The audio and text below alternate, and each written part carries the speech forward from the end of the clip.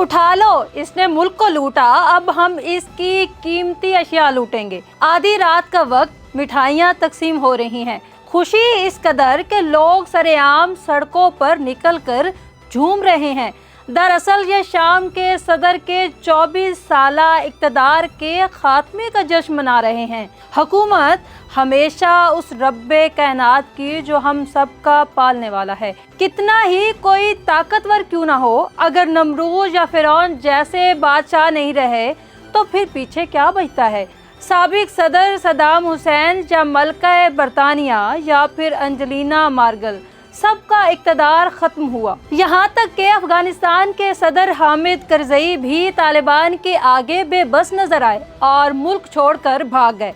अब शाम के सदर का भी 24 साला इक़्तिदार का खात्मा हो गया है। शाम के दारुल हुकूमत दमिश्क पर इतवार को अस्करियत पसंद बागी गिरोह हियत तहरीर अल शाम समेत दीगर बागी गिरोहों के कब्जे के बाद बशारुल असद के 24 साला दौरे इक़्तिदार का खात्मा हुआ। बशारुल असद और उनके वालिद अलवी फिरके से ताल्लुक़ रखते थे। यूं एक सुन्नी अक्सरियती मुल्क पर एक ऐसे फिरके के पैरोकारों की लगभग 50 बरस तक हुक्मरानी रही जिनके अकायद के बारे में लोग बिल्कुल ही बेखबर हैं।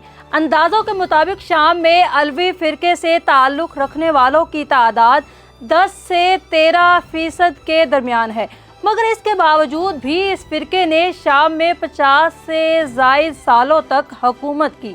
सन 1970 की फौजी बगावत हुई जिसकी सरबराही बशारुल असद के वालिद हाफिज असद कर रहे थे। इस बगावत के नतीजे में अलवियों ने शाम के अहम इदारों और सिक्योरिटी के महकमों पर अपना कब्जा जमा लिया और शाम के हुक्मरान बन बैठे। मशरिक़ वुस्ता में अलवियों को दीगर मुसलमानों की जानिब से बहुत ज़्यादा लिबरल या सेकुलर समझा जाता है। इस फिरके के अकायद पर दीगर फिरकों की जानिब से शदीद तनकीद भी की जाती है। दिलचस्प बात यह है कि इस फिरके में क्रिसमस का त्यौहार भी मनाया जाता है और दीन ज़रताशी का नया साल भी सेलिब्रेट किया जाता है। अलवी के मायनी हज़रत अली के पैरोकार के हैं। शिया फिरके में पैगम्बर इस्लाम के दामाद हज़रत अली की बहुत इज्जत की जाती है और अलवी फिरके की तरह ये अकीदा मौजूद है कि पैगम्बर इस्लाम के बाद इन्हें ही पहला इमाम होना चाहिए था। ताहम अलवी फिरके के हवाले से ये तासुर है कि वो हज़रत अली को खुदा के बाद काबिल एहतराम समझते हैं। इसके बाइस अक्सर सुन्नी मुसलमान इन्हें नापसंदीदगी की निगाह से देखते हैं। बड़े बड़े ओहदों पर इन्हें ही बिठाया जाता रहा जो अलवी फिरका रखते थे। शाम के सदर बशारुल असद कौन है? बशारुल असद दरअसल हुक्मरान नहीं बनना चाहते थे, मगर 1994 के आगाज़ में दमिश्क के करीब एक कार हादसे में इनके बड़े भाई बासिल की मौत हो गई, जिसकी वजह से उनको अपने वालिद की विरासत यानी हुक्मरानी संभालना पड़ी। ये उस वक्त हुआ जब बशारुल असद लंदन में आँखों के डॉक्टरी की तालीम पढ़ रहे थे। बाद में उन्होंने एक जंग के जरिए मुल्क की क़यादत की, एक ऐसी जंग जिसमें लाखों जानें गई और लाखों अफराद बेघर हुए। बशारुल असद पर कई जंगी जराइम के इल्ज़ामात भी हैं। 1965 में हाफिजुल असद और अनीसा मखलूफ के यहाँ बेटे की पैदाइश हुई जिसका नाम बशारुल असद रखा गया। दमिश्क यूनिवर्सिटी से ग्रेजुएशन हासिल करने के बाद 1992 में लंदन के वेस्टर्न आई हॉस्पिटल में अमराज़े चश्म में महारत हासिल करने के लिए वो बरतानिया चले गए। बशारुल असद के वालिद हाफिज असद एक फौजी अफसर और बास पार्टी के कट्टर हामी के तौर पर मशहूर हुए।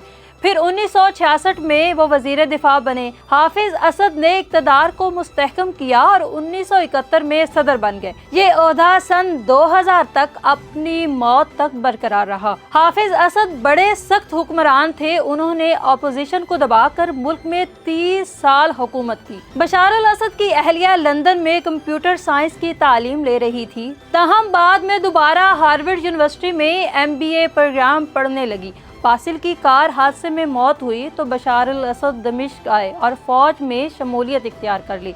हाफिज असद की वफात जून 2000 में हुई।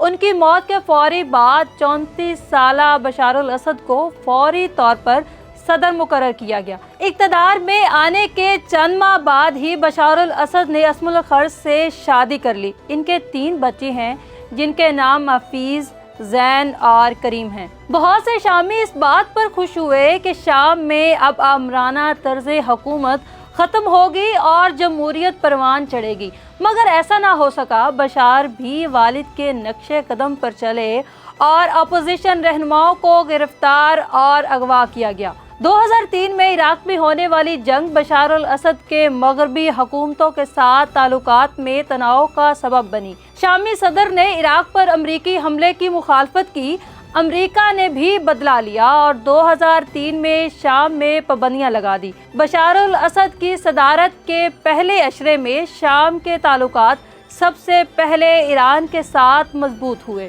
جس کے ساتھ ہی قطر اور ترکی کے ساتھ تعلقات میں بھی بہتری آئی۔ اگست 2013 میں دمشق کے قریب حزب اختلاف کے زیر قبضہ علاقے غوطہ میں کیمیائی حملوں میں سینکڑوں افراد ہلاک ہوئے۔ ان ہلاکتوں کی ذمہ داری بھی بشار الاسد پر ڈالی گئی۔ 2015 میں بشار کی حکومت ختم ہونے کے قریب تھی، مگر روس نے مداخلت کی اور بشار کو حکومت واپس دلوائی۔